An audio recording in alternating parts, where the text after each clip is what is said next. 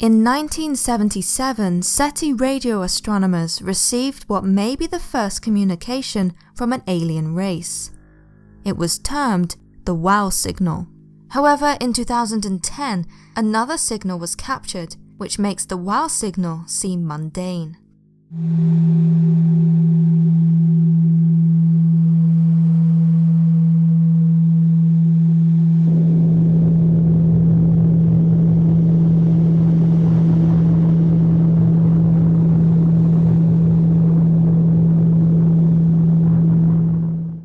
Unlike the previous one, the new signal came from a region of space inhabited by a star which is identical to our Sun. It is one of the regions of space which scientists believe might be able to support a habitable planet.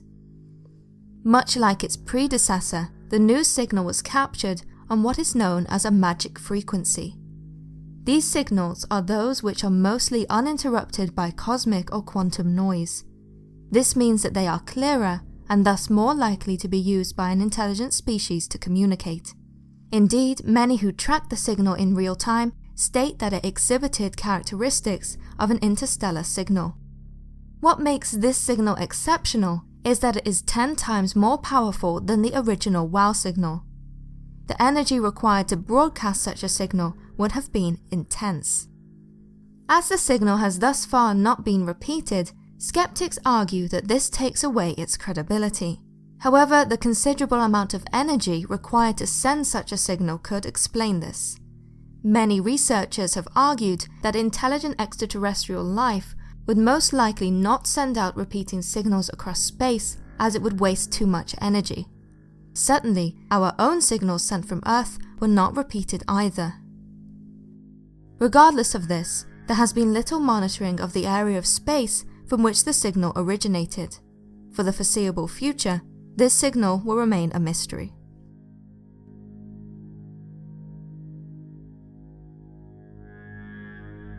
In 1972, Ron Moorhead and Al Berry were camping high up in the Sierra Mountains. They had gone there to investigate local reports of peculiar noises being heard in the area. In the middle of the night, they were awoken by these strange animalistic sounds.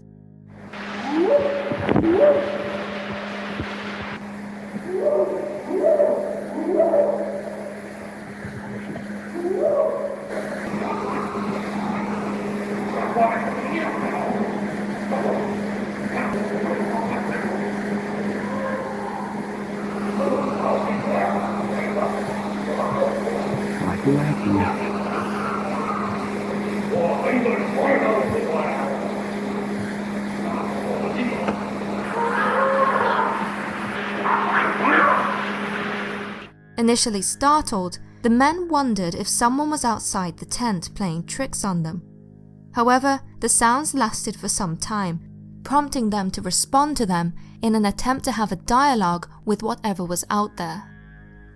Afterwards, a professor from the University of Wyoming analyzed the sounds and concluded that no man or known animal could have produced the vocalizations, nor were the sounds artificially manufactured. Eventually, the recording caught the attention of Scott Nelson, a cryptolinguist for the US Navy. He examined the original recording in great detail and found them to be both very unusual and very intriguing.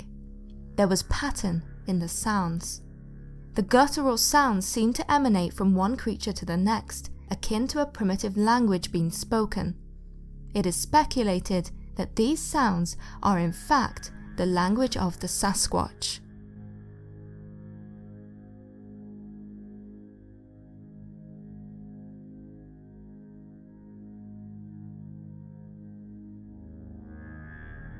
Apocalyptic sounding trumpets have been heard all over the world. They have been listened to everywhere, from suburbs in Florida to Russia.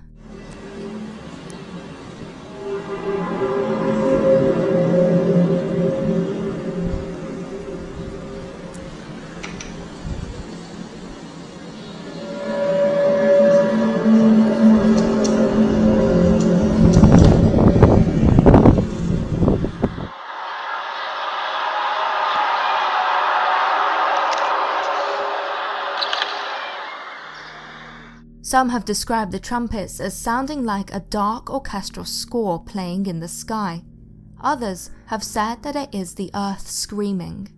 While some of the audio recordings related to this case have been proven hoaxes, others are real. What is more, this phenomena is still happening and has been documented for several years.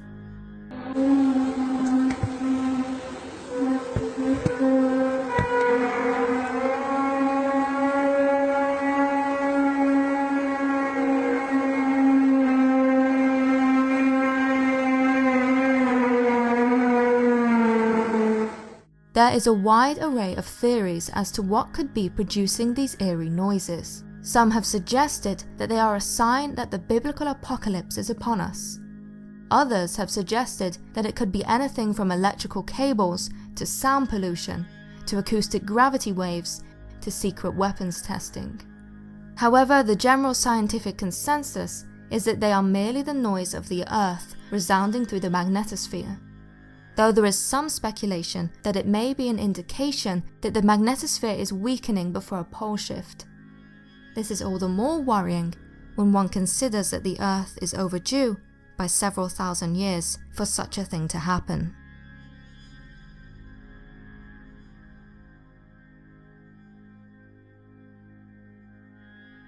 There are many questions that surround one of the most well-documented and infamous cases of possession.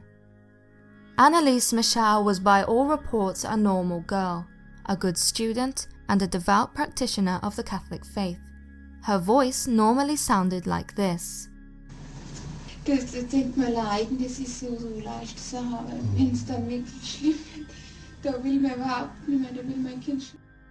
However, once she had become allegedly possessed, it sounded like this. Die müssen in eigenen Seminaren ausgebildet werden, die dürfen nicht auf die anderen Universitäten. Und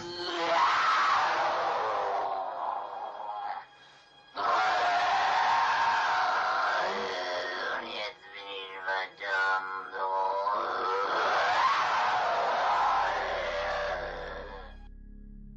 There are around 100 minutes of her possessed recordings on YouTube alone. However, many more minutes are in the hands of the Roman Catholic Church, classified and sealed away. It was claimed that she was possessed by many demons over the course of several years. Some people even claim that the demons within her spoke an array of languages, from Chinese to ancient Hebrew. She would say things like, "I am the father of lies," "I'll kill you all," and "I am Judas and Nero, Cain and Hitler." Tragically, ANNELIESE died at the age of 23, after years of torment. Much of this case has been sealed away in government and church files. Thus, the answer to whether or not these vocalizations were made by demons, or whether they were merely the cries of a mentally ill young woman, or something else altogether, will probably never be known.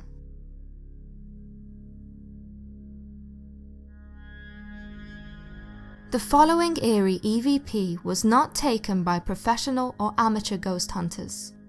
Rather, it was recorded on highly restricted airways by firefighters on their dispatch radio during a fatal house fire. It can be accessed on an official emergency services website, which posts the latest recordings by all dispatch officials in the area. Okay, the caller advised that there are several people trying to still get out of the house. People are trying to bang on the door, try to get in to get them out. They're stuck on the 3rd floor. The fire's on the 1st and 2nd floor.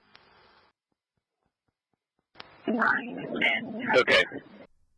A voice can be heard very clearly saying 9 men, and then possibly trapped. Okay. Okay. Whoever this is speaks over the firefighter, an impossibility on dispatch radio signals. Also, these radio frequencies are usually encrypted so that no civilian can tap into them. Radio analysts have studied this piece of audio and have found it to be authentic. Furthermore, the voice comes through at a time of dead air, meaning that there was no radio turned on at the time. This piece of audio is a true mystery. where did this voice come from? Theories range from being speaking from a parallel dimension to ghosts attempting to warn firefighters as they tackled the fatal fire. If this video was to your liking, then why not click here or in the description below to find out about the story of an EVP submitted to us by one of our subscribers. My parents had just gone to the supermarket for food, so wouldn't be gone for very long. My brother is autistic, so it was important I stayed with him constantly. At first, everything was normal and relaxed. We were sat together in the living room watching children's TV shows. Then, all of a sudden,